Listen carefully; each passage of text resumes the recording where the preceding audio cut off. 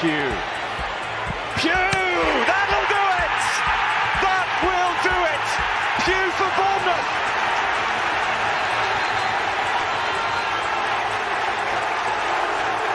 The roof of the Gold Sands is raised! Everyone here knows what that could mean to this football.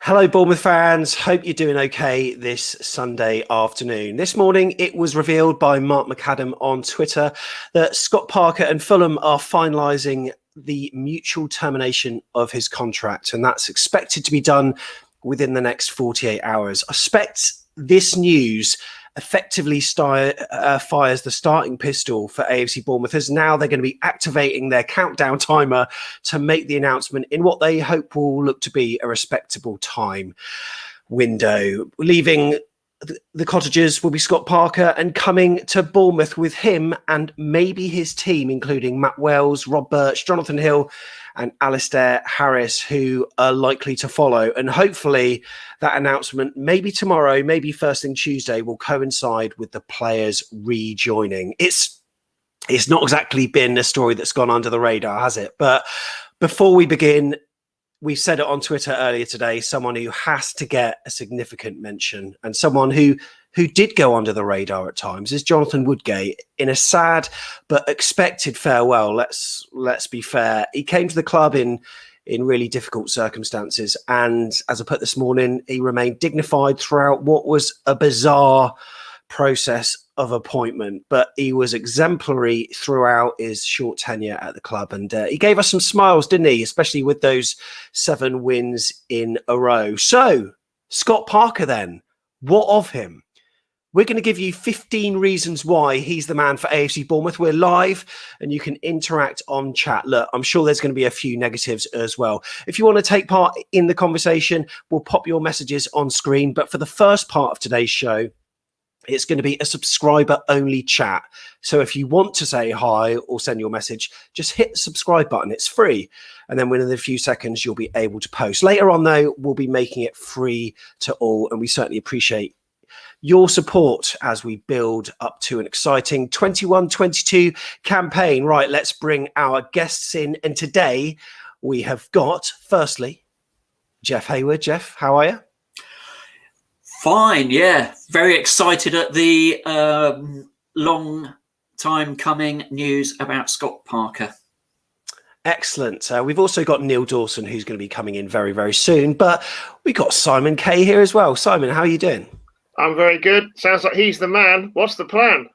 What is the plan? What is the plan? Look, and he's going to be coming to a beautiful, beautiful place, the seaside. You got Bournemouth Pier. Yes, it's pretty ropey today weather-wise, but he's going to be exchanging the delights of London for the beach. Jeff, how do you think he's going to handle it?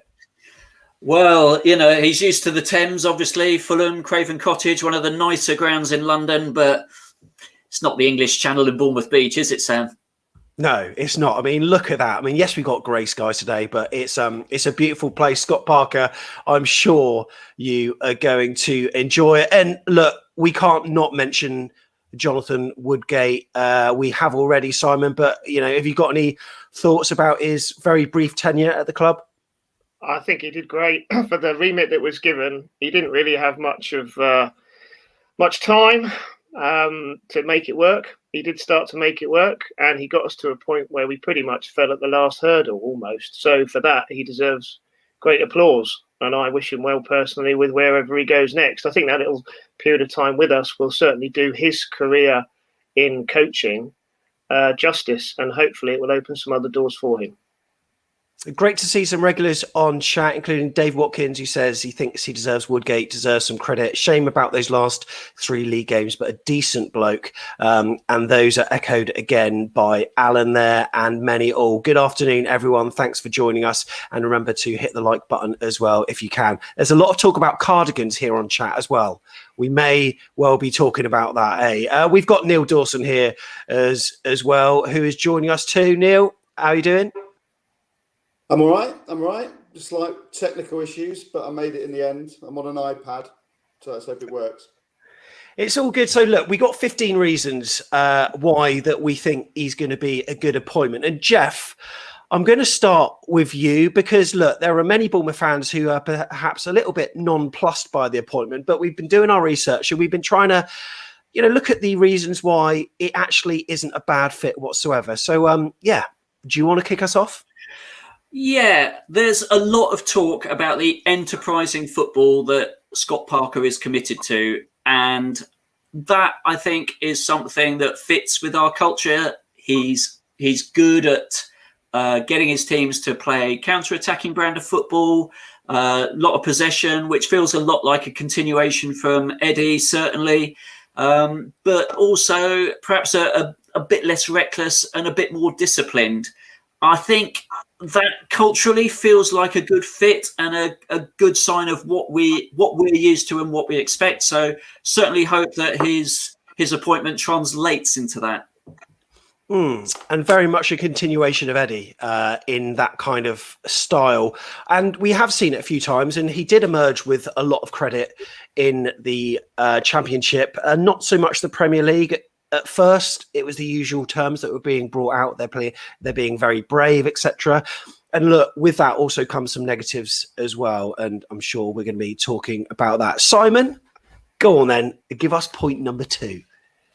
Man management. Now, with any decent club or decent team, there's all sorts of different things that have to come together for it all to work. Man management is obviously one of the key things when it comes to the connection with that team. Now, we've seen with Woodgate, we may as well connect back to him and how he seemed to manage to get the best out of some of those players. It seems like Scotty gets on with the team very well as well. So that's going to be really important. We've often spoken about what's the dressing room like, is it together, is it not? And I think it's very important for the person who's coming in to have that as a key part of what they're able to deliver. Now, Neil, he suffered relegation with Fulham and he gave them a bit of a fighting chance, but ultimately he felt the pain of being relegated. Could that be considered a good thing? Yeah, and also I think a lot of managers are better for having managed, having done a job and lost a job, because he will have a list of things that he's learned that he wouldn't do again. I think Eddie was a better manager for going to Burnley and came back, I think, a lot harder as a person, made some really tough decisions after he came back. I think Scott Parker, similarly, like anyone in any walk of life, will reflect on their first job and do things differently. So it's definitely a good sign. Absolutely. Yeah, completely agree with that. And he felt the pain of that. And look, one of the things that we are concerned about, with Eddie, Jeff, did you think his transfers were good overall? There's a lot of talk about it. I mean, I think actually the reality is a lot more balanced than some people make out. Of course, there were some failings, and I'm sure Eddie wishes that some of the decisions he made to buy players like Jordan Ibe or, I don't know, Musa, for instance, would have worked out better. They didn't. But honestly, Eddie made loads of good signings too. Think about Callum Wilson, Josh King did well for us. David Brooks is still with us and doing well. So there were pros as well as cons. I think with Scott Parker, he's got a similar sort of assertiveness, if you like, around transfers. He got Lookman, he bought in Areola, Tosin as well. He bought in players that he wanted, and you need that assertiveness with the board. And I think JT, obviously he was appointed at a difficult time where the club didn't really have much time to prepare for that season. But even when it came to the transfer window, you never really got a sense that JT was actually in charge of what was going on in terms of comings and goings. And I think Scott Parker, again, the continuity, the similarities with Eddie, very, very clear and very strong. So I think he will have a say in transfers. One thing that Tom said, Simon, a number of times, which I completely get, is why would Scott Parker leave Fulham, a club that, apparently he's got a bit of a fracture zone with the board, but why would he leave them? Because they've got more money that's coming in terms of their parachute payments, certainly more than us. We're a club that's probably not likely to spend. He must think that there's a reason to be joining Bournemouth. So the board have obviously sold it to him somehow. Oh, I've been thinking about this question, Sam, and I'm kind of like thinking, well, where do we start with this? I mean, obviously, we've spoken about the location and the change of location. That's an obvious one. Relationships with the board. Who knows what our board has said? We're not party to it. We've all had our queries as to what is the plan? What are the boards saying? What is it? Is it get us back to the Premier League? Is it solidifying the Championship? Is there a 2 to 3 year plan? Obviously, if you do have a fractious relationship with the people that are paying your wages and you're feeling you're not getting where you want to get to, then you're not going to stay there for long. It doesn't matter how much money there is. If you're not getting the influence you ultimately want, then you're going to leave. So that's obviously a key part of it because they're moving their separate ways. That's all I can really say. I haven't got a lot more above that because I don't know what the story is. It obviously fits for him. And if he's being given a period of time, and we know that with the last manager shenanigans, who was coming and why, anybody that was offered the job was a 6-month period of time to get us to the Premier League. If Scott Parker's been given a 2 to 3 year contract with a plan to do other things that isn't just get us back up to the Premier League, then that's a reason to leave. Especially if he gets a proportion of transfer funds or brings players or staff or whatever with him. He can bring his family down. It's a lovely place to live. Let's wait and see. But the relationship between him and the board, who knows how it's going to be? Who's actually, driving the ship here? Is it the board or is it Scott? And it's certainly worth remembering that if he is, joining us, which it looks like he will, he'll be driven to do better than the club he leaves. That's just, that's just a habit, and that's just a matter of fact that he's going to be wanting to do better than that side. And the fact that he is joining us, surely Fulham are wanting to get promoted, Neil. Therefore, by default, we must be in the mix then in terms of his, how he's viewing it. Yeah, well, you would hope that he's been given assurances in terms of signings and people that he can bring in. So that certainly help. He would not come here unless he knew that he had a chance of, like you say, keeping his career going, because he's leaving a decent job.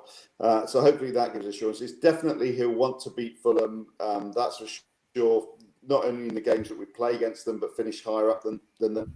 So I think, definitely these are real positives. So, yeah, absolutely. And look, another one of our points is that he's got a team that in Fulham's promotion season, Neil, they had the best passing accuracy of any side in the league and were tied for the most goals scored from open play. So we've got to regard that as a positive because, again, a little bit like Eddie, and under Eddie, we had success with that method. Look, do you remember Scott Parker as a player much, Jeff? Oh boy, yeah, he was hardworking, famous for graft in that midfield, and left 100% every game. Put it in. He was a hard tackling player, and actually, maybe that's the sort of mentality we need. We talked a lot last couple of seasons about, does this team really want to put in a shift? Do the individuals really understand what hard work is? And that manifested itself in loads of ways, closing down crosses, closing down opportunities from the opposition. And I think if he can bring that mentality into our team, it will be good. It will be better. We need to work harder. It was one of the things, again, that Eddie was famous for. We ran further. We did more miles than any other team. Sadly, that seemed to have dropped off in the last few seasons. Yeah, no, agreed. Certainly a good point there. Now, Simon, one of the things that Eddie Howe liked to do is create a good environment. And he always liked to make players feel welcome. He liked to do team bonding exercises. The amount of times I saw videos of them doing some kind of challenge on kayaks or whatever pre-season, it always happens. Scott Parker seems to be of the same mould. Yeah, he comes across very well in all different areas of how he, portrays himself, both in terms of in front of the camera, how he speaks. He comes across as a very similar character to how Eddie was. I'm not quite sure how his training elements are, whether they'll be as intense, but he seems to be able to command the players to listen to him, and that he is a key vocal point with everything that he delivers. So hopefully he can bring that along and everybody will understand, and the players can be nurtured along the journey as well as being instructed. Yeah, good point. Hopefully you can hear us loud and clear, Neil, can you? Yeah, no, I can now. Yeah, brilliant. Okay, so when you look at the managers that Scott Parker has worked under, it's quite a lot and quite a variety. Do you see that as a good thing? And, do you know many of the names that he's worked under? Well, he's worked under, definitely, obviously, Jose Mourinho, Sam Allardyce. I think he's worked under the Roy Hodgson as well. So all of these, real figureheads of the game. And like all managers, he'll have picked up, Eddie Howe always said that he picked up elements of Harry Redknapp and managers like that, and I think he will be exactly the same. He will have, you can only learn when you play under people like Jose Mourinho and Roy Hodgson, who are two giants of the game. Regardless of what our own opinions may have been of their performances in the last couple of seasons, their knowledge is legendary, and I'm sure that their training, what the training sessions that they put on will be amazing. And he will, of course, be copying elements of that and have taken elements of that into his own management career and built his own personality alongside it. So it definitely got to be a bonus for him. Absolutely. And, Jeff, Sam Allardyce, 100% win record for England. I mean, guy's brilliant, right? Why did you ask me that, Sam? I mean, it's Slovakia, 95th minute, wasn't it? Jeez. No. I don't think he'll be bringing of the Aladicchio kind of style. I hope not. But in terms of his footballing style, Jeff, do you know sort of much about Scott Parker's formations, and will that lend itself to the players that we've got on our roll? I mean, it's quite difficult seeing a team like Fulham playing in the Premier League. They fell into a similar trap to the way I thought we played. Sometimes against the top six, they'd be playing a back five. I think his favoured formation, certainly when they went up from the Championship, was that sort of 4-2-3-1, which we played under Woodgate. We didn't play at the start of the season, but it seemed to fit with the players that we had. And depending, obviously, on the players that we continue to have, maybe that's a good bit of continuity. It does seem to be the favoured formation of England and lots of other sides at the moment, but that might change. I want him to be able to evolve. I want him to be able to respond well during games, change it if it's not working. Jason wasn't very good at that, I didn't think. And I think if he's got that kind of understanding and flexibility tactically, that would be a plus. Yeah, completely agree. It's always important, Simon, isn't it, that, whatever formation we play, we've got the players that can drop into that formation really well. Now, Eddie Howe showed himself to be very adept in the loan transfer market. I mean, Jason Tindall picked up a right-hold steal with regards to Cameron Carter-Vickers. He couldn't actually play him himself. He only played under Woodgate. But Scott Parker's got a reputation for being fairly adept in the loan transfer market, hasn't he? Yeah, there's a few things here, which this is one of the points that strangely is more exciting to me than I thought it would be. Obviously, in the Premier League, he managed to get in some really decent players on loan. Now, we all know that when you're in the Premier League and if you're there just for one season, it's very hard to mould those things together to make it work. But the people and players that he managed to get in, top marks, they were very decent players. So if he can bring some of that to us, that's fantastic, because I think the stage we're at, to the second season down from the Premier League, the loan market probably may become even more important than it ever has been. The other thing that he tends to do is he is very able and capable, and this connects back to some of his market connections or where he's been in his playing career, which I think will be beneficial to Carter-Vickers. I think he'll sign for us now that Parker's here because of the Tottenham connection. He does also give a lot of the younger players a go. And if we do have a plan that is medium term and perhaps isn't just get us back up there, I'm quite excited about the possibility of bringing in some youth players or younger players. I'd like to see a blend of experience and some talented youth, perhaps more than we probably have. So those things together are probably much more exciting than I would have thought maybe a week ago. Yeah, absolutely. Yeah, that's a good point. It's something I didn't really think of, even though I prepared the graphic. Neil, Fulham's footballing style was praised in the Championship, and it really was. And there were echoes of our style when we won the Championship, especially, and also sort of when we were in the Premier League as well. Yeah, I mean they play a high press, high up the pitch. They play with a very high defensive line. I think one fan said it's the highest defensive line that they've ever seen. That is hard. It's hard to play that way in the Premier League. I think he found that out. Maybe that's one of the lessons he'll learn if we're fortunate enough to get back there. But certainly in the Championship, providing we keep the nucleus of a squad, he'll have the players that can press high. That's for sure. And hopefully he'll bring a work ethic that I think we lacked a little bit both under Jason and Woody towards the end of the season. So I think he was a very industrious player. I hope that he brings that with him. I think if you ally that with a high press that he's used, then that's got all the recipes for success potentially. Yeah, completely agree. Go on then, Jeff. Throw me another point. Defence. How many years have we put up with a really fragile defence, and that's just playing too deep, relying on individuals. With Ake in that back four, we relied on his brilliance one-on-one so often, but actually playing as a unit, I think, will be really, really important. Scott Parker, renowned for playing with a high line. I think his teams traditionally have been better defending set pieces than we have recently.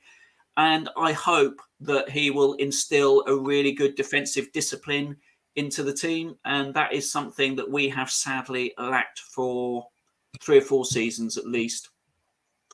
Okay, so that's point 13. We said we got 15. I'm sure there are 2 more that we can come up with. Simon, 2 to go. Can you give us something positive? Yeah, I mean, obviously, when you watch Fulham play, a lot of their play, they're trying to play from the back. They're trying to play through the lines. They're trying to find some movement, some pace, some way to break lines. That's very Bournemouth-esque to a degree. So there's familiarity there with how he wants to play. I watched Fulham a few times, and of course, it's never going to be how we were because we were so bloody good at it. Even when we were in the Premier League, we were so good at it. But the fact that he does try and do that and try and move through the lines, play with the right players, find the right moments to attack, overlaps, whatever it might be, that's quite exciting. And I think with the players that we have, I think we'll be good. One of the points that the high line, just going back to Jeff's on the defensive side, is I wonder whether if we don't sign Carter Vickers, whether our other 2 centre-back options would have the pace these days to be able to get back all the time. With such a high line, you'd probably have to play Stacey and Kelly, a bit deeper than you might want to, because Cookie's brilliant, but I'm not sure of his pace. Mefs did great in the Euros, but again, not sure of the pace. Yeah, very good point. And look, some of our joyous moments of being in the Premier League, it's Neil. I've said so many times, it's the destination itself, the journey is better than the destination, and I always love the idea of AFC Bournemouth playing for something in the Premier League. There's not really much you can play for because you're not going to win the league. You're not going to get top 6 and, even top 10's a challenge. Whereas it's a league where anyone can actually win the Championship. But the few sort of nuggets of joy I did have in the Premier League were where Bournemouth managed to turn over big teams. And Scott Parker has done that a couple of times. Yeah, I mean, I think they famously beat Liverpool, didn't they, last year with Lamina scoring. There he is. So definitely, he's shown that he has got the ability to outthink top managers at times, which would be good. Probably not as often as he would have liked, but I'm sure he'll take learnings from that, bring them back into the Championship, like we say, learning again. And I think clearly, to go back to Simon's point, if he does play out from the back, we probably brought him in just so that we can keep the song going, haven't we, from the terraces? Yeah, Parker had a dream, something like that. That was the only reason. We did. And I think we can't go without saying it'd be nice to have a manager that sartorially presents well. So nice cardigans, decent clothes. We're not a move away from tracksuits. I'm hoping he'll bring a camel coat back into the equation, maybe a cigar, throw it back to the 80s. Will the club shop, Jeff, have a line of cardigans coming in at any point soon, do you think? Well, if it does, Steve Hensman's first in the queue, isn't he? I've seen that. I wonder. I think as Bournemouth fans, we're used to a brand of football, and I think that's probably the most important thing. What type of football he plays, and we want it to be enterprising. We want it to be successful, We want it to be good and entertaining. That's the sort of play that we want, which is another reason why we don't want Allardyce. I think also with Parker, he's young, he's ambitious. It's very easy to judge him based on what he's done already, but he's a learning coach. He's developing his career. He's pretty inexperienced, a bit like Eddie again, or Eddie was even more inexperienced when he started. We weren't quite sure what to expect. We're not quite sure what to expect with Parker. Let's wish him all the success, judge him on his results, and I think it could be good. So let's give him the benefit of the doubt. Okay, so the chat now, if you're watching on YouTube, it's open to all, so not just subscribers. Thank you very much if you did subscribe over the course of the last 25 minutes. Throughout the course of next season, we're going to be providing matchday vlogs and all the usual stuff we do to bring AFC Bournemouth content to you. But, Jeff, a managerial appointment doesn't always come with positives, unless it's Eddie Howe, right? Well, even he comes with some negatives. But there are a lot of people on the forums, on Twitter, that aren't really enthusiastic about the appointment. We've tried to tickle their taste buds a little bit, but there are some concerns, aren't there? I know a few Fulham fans, and I haven't talked to one yet, who said he's brilliant. He's the best manager you could possibly appoint. Lots of them, 85% of them, I'd say, would probably say happy to see him go. They talked a lot about football being negative and turgid last season. Fulham scored only 9 goals at home. So we've just spent a bit of time talking up the enterprising football he's going to play. Yeah, want to see the evidence of that pretty quickly next season. And Mitrovic, who was arguably their best player, certainly their best player in the Championship, got frozen out. So we've talked a lot about the man management. Is that really what he's going to deliver here? Because we've got some big personalities at our club. And if they're going to stay, he's got to manage them well and get the best out of them. And he didn't do that with Mitrovic. And Simon, we talked about players like Tosan and Lookman, and they're players that he managed to get. He doesn't have complete say in transfers, but he has significant input. But he also signed Knockout as well, I think. But it was a player that throughout the season, he got worse. Yeah, I think we've got to be careful to, firstly, not compare Scott Parker and how he plays to how Eddie did, or how our team or our transfers or whatever were, because we had a unit that came through the leagues that knew each other so well. And as I touched on earlier, it's very difficult to blend even talented loan players with what your philosophy might be in one season in the Premier League. So whether they went backwards or not, I don't know. Eddie had a plan. The players fitted into the plan. We didn't have to buy or loan many players. If Scott Parker, I think, has a plan and he has the right players and he plays them in the right positions, it's that old adage, as opposed to signing players that you think are going to do a job for you, as opposed to what you hope.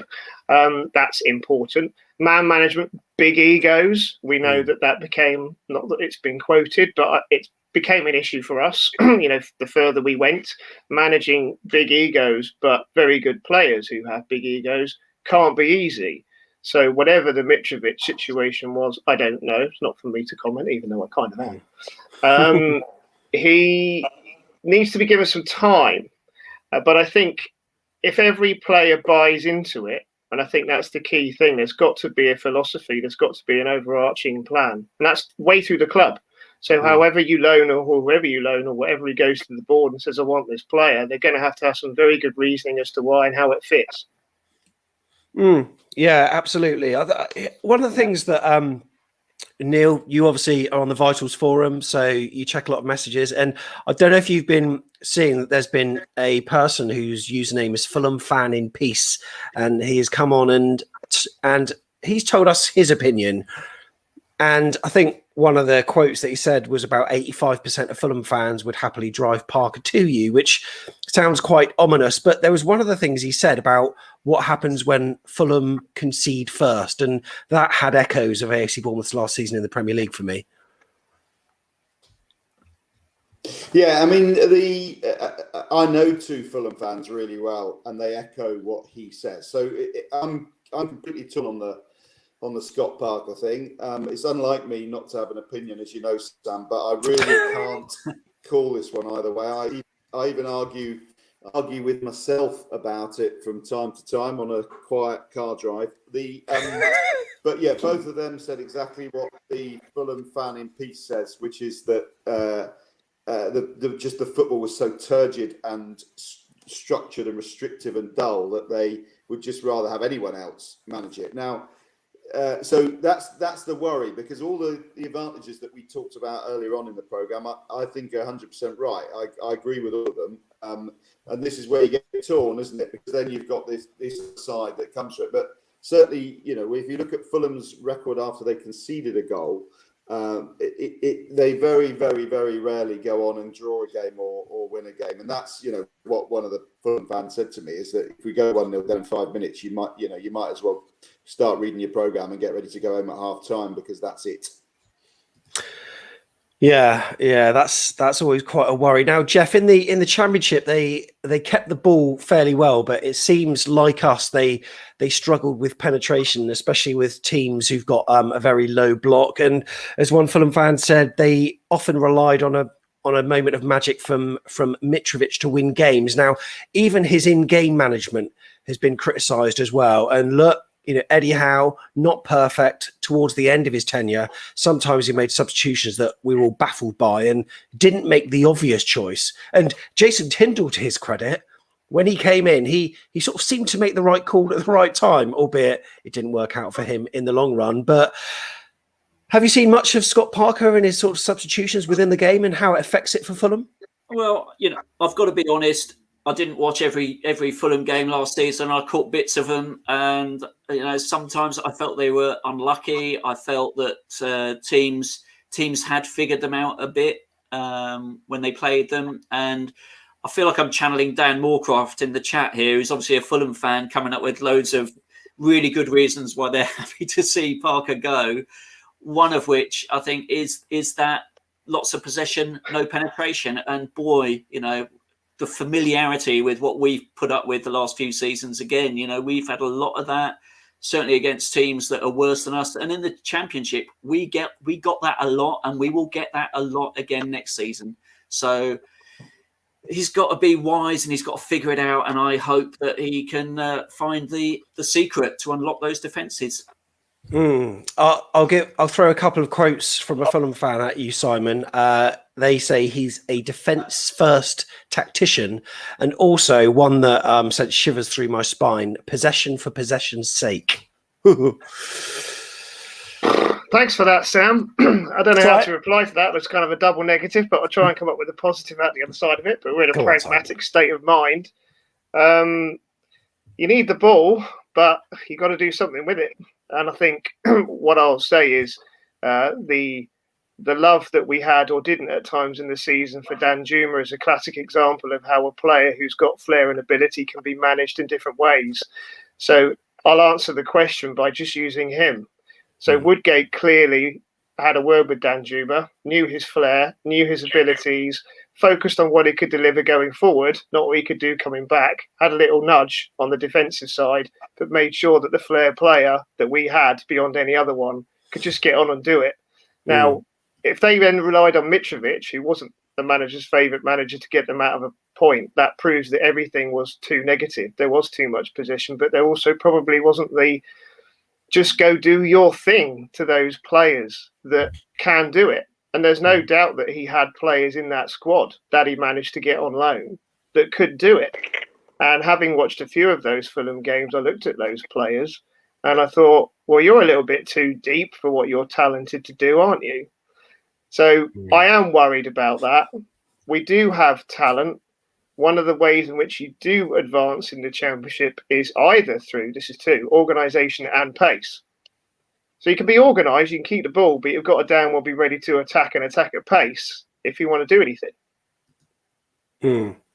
Dan Moorcroft adds that, yes, I am a Fulham fan, and you will keep loads of clean sheets, which is a great starting point, which I like. A comment from Alan saying this video should be called 15 Reasons to be Pessimistic about Parker's appointment. Look, yeah, we're trying to be upbeat as well. Surely if Parker comes in for you lot, it's a complete rebuild. As a Norwich fan, we would love Phil Billings, says Cameron there. Excellent. Also, we've got Alan who says, for me, it's more about the board than the management team. And that's one thing that Simon, you're pointing at the screen agreeing with that, right? Yeah, absolutely. I've said there's got to be a plan, then the man, then the team. So if the plan and the man who's the head coach aren't aligning and they're not together, it's not going to work out. If the board say Scott Parker's the man to get you up to the Premier League this season, maybe. I hope so, and I'll back him. I'm not so sure. If the board says, come in, Scotty, come to Bournemouth for 2 to 3 years, we're going to sell a couple of players. What's your plan? This is what we're going to do. No pressure first season, rebuild, solidify our club in the Championship, and then have a tilt. If that's it, I'm all in. Okay, well, fair play. Yeah, that's. Well, do you know much about how he deals with young players? Because Neil, we know that Eddie Howe was pretty good at nurturing young players, but Parker's not so renowned for it. And by all accounts, the reason why they're bringing in Cooper is the fact that he is good at that. Yeah, no, he hasn't got a record for doing that. I suppose if you were going to be, because I feel a need to be desperately positive coming on. I suppose if you were to be his defence lawyer, you would say that he inherited a side that was established. He then had to take that side up, and he had to make some loan signings. Your first year in the Premier League is not a year to chuck the kids in, in any way, shape, or form. So I think it's a little unfair to say he hasn't nurtured youngsters, because I think on either of his 2 seasons at Fulham, he hasn't been in a position to nurture youngsters. So I think he'll need to blend some of our youngsters in next year, because I just don't think we're going to have the money. I think we'll do a few marquee signings, but I don't think we'll have the money to. So I think that's a little unfair. Also unfair, some of the Fulham fans are saying his sides didn't have a very good disciplinary record. But when you look at it, they had Alessandro Mitrovic playing for them, a man who makes Jefferson Lerma look like Jordan Ibe when it comes to tackling. So I think I think you got to give him a little bit of grace there. We probably should have done this the other way around. Started with the negatives and then ended with the positives. But any managerial appointment, unless you're Barcelona or Real Madrid, is going to come with question marks. Let's be honest. And do you think Parker's style as a player influences the way he manages, Jeff? Yeah, I'm sure it does. To be honest, I wouldn't mind if we picked up a few more cards next season, other than it being Lerma picking up every card. If that's spread out a bit more, that's fine. You've got to be professional in the Championship. A lot of teams did that to us last season. I don't think we did it enough to them. And I think if he brings that that kind of attitude into the team, that grit and determination, almost Arthur-esque like, who is part of his family, then great. Let's have some of that. I think we need that. We need to be a little bit uglier in getting results. Yeah. Look, we mentioned the board, Simon, and you pointed at the screen there, but you've got to say the board that they're almost fixated on certain targets, and there are certain player signings that we've made. For instance, let's talk Chris Mepham.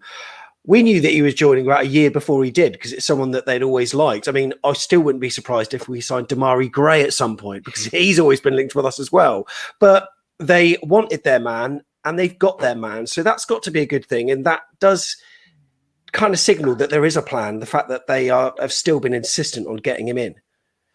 I hope so. and for Scott's benefit and for us as a club, I hope that if 6 months into the season it's not all going to plan and we're sitting mid-table and we're all moaning after a turgid performance where we've lost 1-0 or whatever it might be, and I'm trying to be positive, I'm coming to that, don't worry, I'm not being the negative first, is that we don't have a situation where they sack him. We're either in this for the medium term or we're not. I'd rather have Scott Parker and his plan, whatever that is. And going on the demographic side, he did play a very young back four for most of the Premier League season. So he might not have managed to build a lot of youth players himself. He hasn't really had the career to be able to put that on his CV. But he has managed to play a bunch of younger players. So that should give us confidence that he's willing to try. But the board is the board. We'd all love to hear more from the board. We'd all like to know exactly what the plan is. But it's almost like the plan for the world we currently live in this country. What is the plan? Yeah, we simply don't know. So, in a word then, Neil, how are you feeling about his appointment?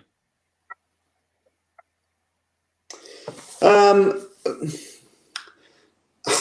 don't know is the answer. Because I haven't in all recent appointments, I've had a very clear opinion in my head of whether or not they were right or wrong. I mean, it's just my opinion. It doesn't make it right, obviously. With this one, I could happily sit in a pub and argue passionately to have him or passionately not to have him. So I'm really struggling with it. What I will say is he's better than a lot of the options that have been mentioned to us. I think he will improve from having managed Fulham, that's for sure. I think he's well connected, and he seems to want to play football in the right way. So as long as he's adventurous, I think it's a good move. Yeah, and look, I'm excited. I'm excited that we've got a person that we've wanted for so long, and there is a plan there. We've yet to see it executed on the pitch. Let's face it, the plan last year wasn't really a plan. It was botched together, but this indicates that there is something, and this indicates whether we have got a board that is competent and in terms of making the right decisions. Whereas last season, look, it didn't work out. We know that certain things were done wrong, but this is something now that they've been targeting for a long time, and then, on their heads be it, so to speak. But no, I'm really looking forward to seeing how it works out. He did so well in the Championship, and that is the division that we're going to be in next season. Forget about the Premier League for now. Forget about how bad it was. This is the league we're in. And look, Fulham did play an exciting brand of football, and Scott Parker's name was being mooted for jobs with Spurs and other clubs as well. So, Jeff, it could be exciting. It could be. I'm thrilled that we've got an appointment. Brilliant. Brilliant. And your overriding feeling, Simon, then? Progressive. When you've had nothing said for so many days or weeks or whatever it is, it's progressive. And I will back him 100%. Yeah. I ditto that. I don't want to come across as negative. It's great. It's just been a long time coming.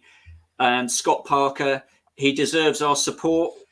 Let's see how the team fares. Let's see what he's like, because we'll be there to watch it, which would be great. See it in the flesh, see what he's like, see what he does, see what the players that he brings in, some of the players that leave. Let's get back to football. We can all talk a lot of hot air and opinion now and judge him on nothing, frankly. Let's judge him after 10 games and see where we're at.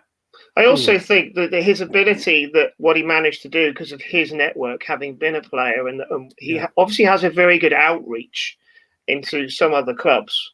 So we could see some pretty exciting players arrive, even if the Dan Jumas go. That gets me excited because he's got the ability to do it. Yeah, absolutely. And look, I say, I like the fact that go on, Neil. Well, go on, crack on. So I think as well, what it signals is that we are going to spend some cash. So that's the other thing I think we can all be really positive about. He's not the appointment that you'd make if you wanted to batten down the hatches and head back towards League One, selling all your best assets and saving money. So I think more than anything, you can argue him either way on positives and negatives, and that's what we've done today.